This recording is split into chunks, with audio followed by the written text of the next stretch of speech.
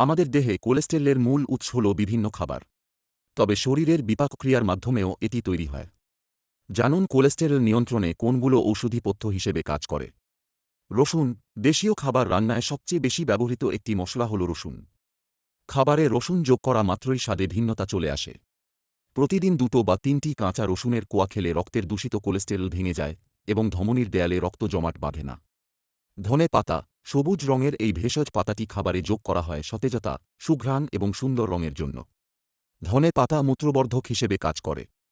ফলে দেহের বিপাক ক্রিয়ার মাধ্যমে সৃষ্ট অভ্যন্তরীণ বর্জ্য ও অতিরিক্ত কোলেস্টেরল দেহ থেকে বেরিয়ে যায়। তুলসী। ধমনীর দেয়াল থেকে কোলেস্টেরলকে ধুয়ে ফেলে তুলসী পাতার নির্যাস এবং দেহ থেকে বের করে দেয়। গুগুল। কমিফোরা উইটি বা গুগুল এদেশে পরিচিত এক ধরনের গন্ধর্স জাতীয় মুকুল গাছ হিসেবে। এটি প্রকৃতি থেকে সংগ্রহ করে তা থেকে বিভিন্ন রকম ভেষজ বা ঔষধি পথ্য তৈরি ও বিক্রি করা হয়। এসব পথ্য রক্তে কোলেস্টেরলের পরিমাণ কমিয়ে আনে। অর্জুন গাছের সাদা বাকল। অর্জুন গাছের সাদা বাকলে রয়েছে অসংখ্য ঔষধি গুণাগুণ। অর্জুনের সাদা বাকলের গুঁড়ো বাজারে পাওয়া যায়। এটি নিয়মিত খেলে ধমনীতে জমাট বাঁধা কোলেস্টেরল দ্রবীভূত হয়ে যায়।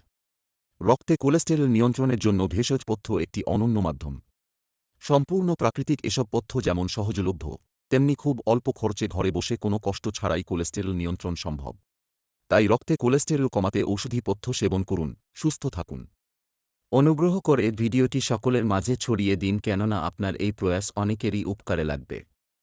ভিডিওটি সম্পূর্ণ শোনা বা দেখার জন্য আপনাকে অশেষ ধন্যবাদ। আপনার আগামী দিনগুলি শুভ হোক, ঈশ্বরের কাছে এই কামনা রইল।